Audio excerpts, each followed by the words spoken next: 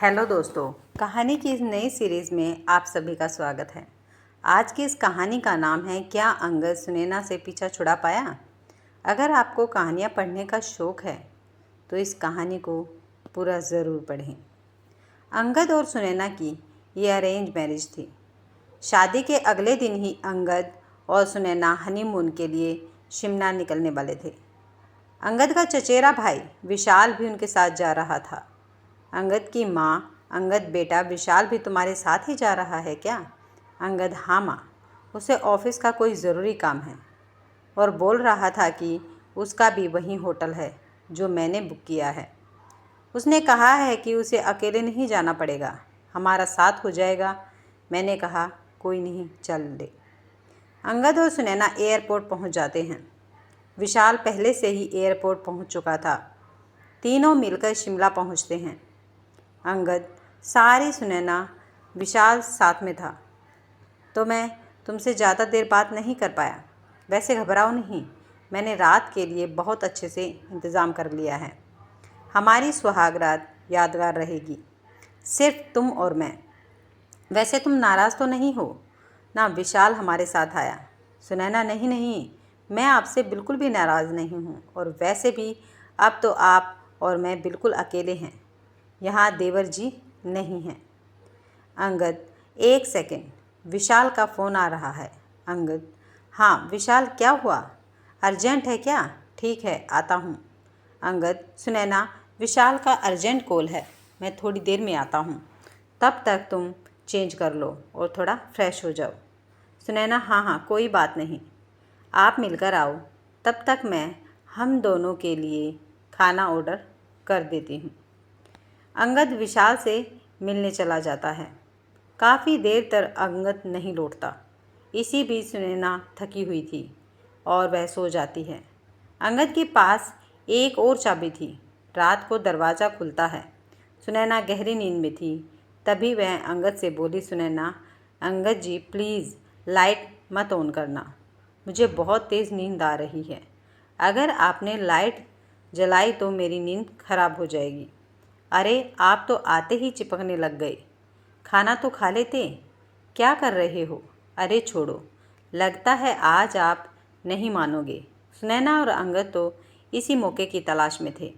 अगली सुबह सुनैना की आँख खुलती है तो वह देखती है कि अंगद डाइनिंग टेबल पर बैठा चाय पी रहा है।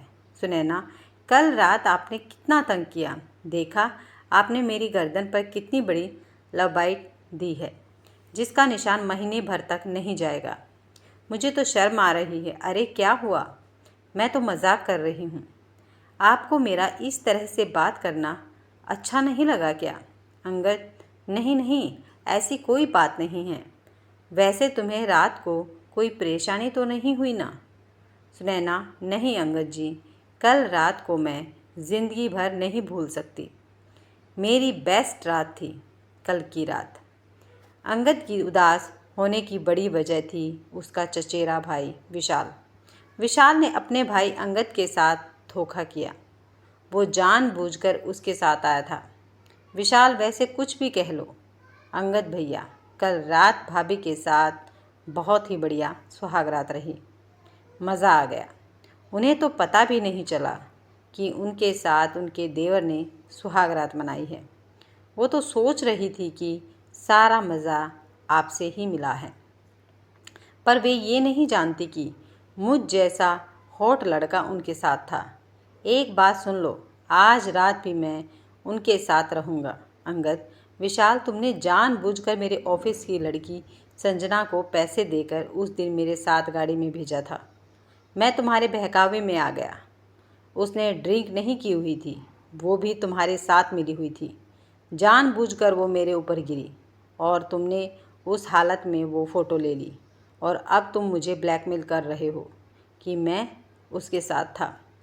गलत तो तुम कर रहे हो, तुम मेरी पत्नी के साथ मेरे रिश्ते को ख़राब कर रहे हो। अरे कुछ तो शर्म करो, तुम मेरे चचेरे भाई हो। सुनैना तुम्हारी भाभी है और तुम उसी के साथ, अगर उसे पता चलेगा तो तभी सुनैना वहाँ आ जाती है। वह सारी बातें सुन चुकी थी। सुनैना, अंगद जी, आप ऐसा कैसे कर सकते हो? कल रात आपकी जगह देवर जी थे मेरे साथ में। मैंने आपके साथ सुहागरात नहीं मनाई, मैंने देवर जी के साथ सुहागरात मनाई है। अंगद, मुझे माफ़ कर दो। सुनैना, ये सब विशाल की चाल है। तुम जानती हो ये मुझे ब्लैकमेल कर रहा है। मेरी ऑफिस की लड़की के साथ इसने मेरी फ़ोटो खींची है और ये मुझे डरा रहा था कि अगर मैंने इसे तुम्हारे कमरे में नहीं भेजा तो ये तुम्हें मेरे खिलाफ़ भड़काएगा।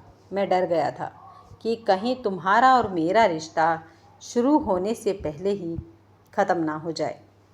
मुझे माफ़ कर दो। अब तो तुम्हें सच्चाई पता चल ही गई है। मेरा विश्वास करो, इसने तुम्हारे साथ जो भी किया है सुनैना, बहुत अच्छा किया। मुझे तो बहुत मज़ा आया। क्यों देवर जी, आपको मज़ा नहीं आया मेरे साथ सुहागरात मनाकर?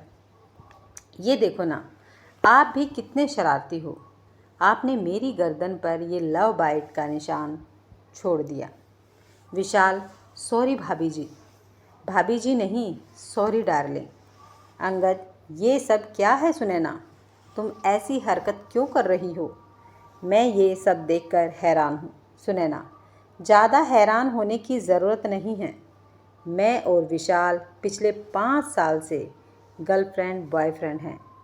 हमने तो यह सब नाटक तुमसे पैसे ऐंठने के लिए किया था। मुझे विशाल ने बताया था कि तुम अच्छी खासी प्रॉपर्टी के मालिक हो, इसलिए मैंने तुमसे झूठी शादी की थी।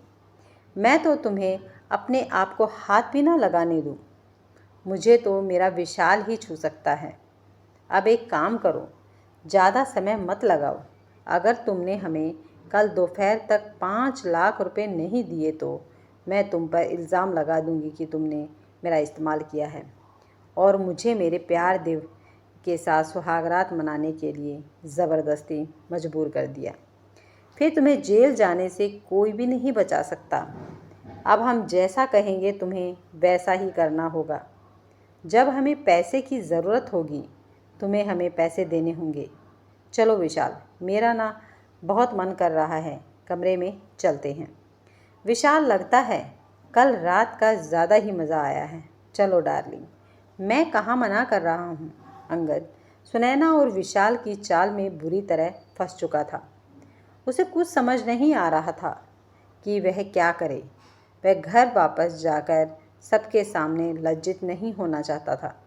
अंगद, मुझे जीने का कोई हक नहीं है। ऐसी शर्मसार ज़िंदगी जीने से तो अच्छा है मैं मर जाऊँ।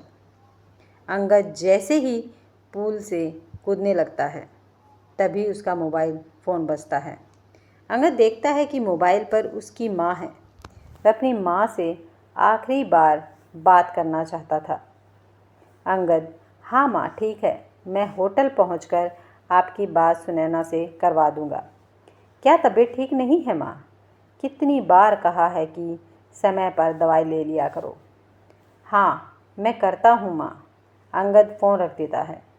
उसकी आंखों में आंसू थे। वह अपनी माँ की आवाज़ सुनकर बहुत दुखी हो जाता है। अंगद, मैं क्या करूँ?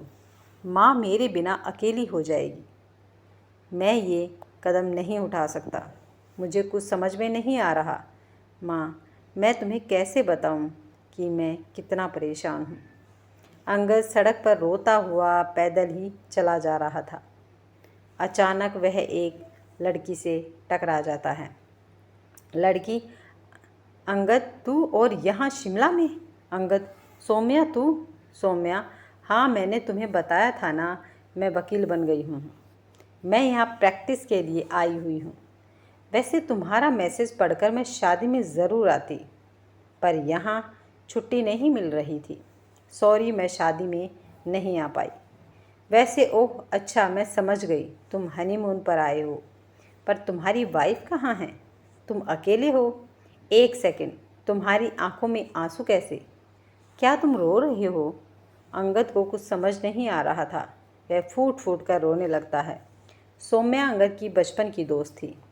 सौम्या के कहने पर अंगद उसे सारी बात बता देता है। सौम्या, अंगद, घबराने की कोई बात नहीं है। तुम बिल्कुल भी डरो नहीं और तुम उन्हें कोई पैसे नहीं दोगे, मैं तुम्हारे साथ कुछ गलत नहीं होने दूंगी। तुम कल ही सुनैना के खिलाफ तलाक के लिए अर्जी दे दो, बाकी सब कुछ मैं संभाल लूँगी। अंगद, पर सौम्या विशाल ने भी मेरे साथ गलत किया है। सौम्या, कोई टेंशन नहीं है, दोनों को तुम्हें ब्लैकमेल करने के जुर्म में कड़ी सज़ा होगी। बस तुम्हें उन दोनों की बातों को इस फ़ोन में रिकॉर्ड करना है, उसके बाद उन्हें सज़ा से कोई नहीं बचा सकता। अंगद सौम्या के कहे मुताबिक होटल जाता है और विशाल और सुनैना की रिकॉर्डिंग कर लेता है। अंगद, कान खोल कर सुन लो, मैं तुम दोनों को एक फूटी कोड़ी भी नहीं दूंगा।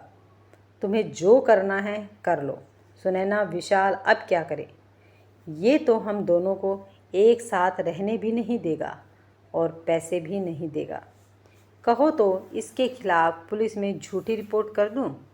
विशाल, हाँ सुनैना डार्लिंग, ये तो तुम्हें करना ही पड़ेगा, वरना हम पैसों के मोहताज हो जाएंगे। ये मुर्गा हमारे हाथ से निकल जाएगा तो हम दोनों कैसे एक साथ मज़े कर पाएंगे? यार, अंगद तो चाहता था कि सुनैना और विशाल आपस में ऐसी बातें करें जो फ़ोन में रिकॉर्ड हो जाए और उसे सबूत मिल जाए। सारे सबूत अब सौम्या के पास थे। उसने पुलिस को भेजकर होटल के कमरे से विशाल और सुनैना को पकड़वा दिया। सुनैना और विशाल को उनके लिए किए की सज़ा मिल गई थी। दोस्तों, ये भाभी की कहानी आपको कैसी लगी? नीचे कमेंट में हमें ज़रूर बताइएगा। कहानी को पूरा पढ़ने के लिए शुक्रिया।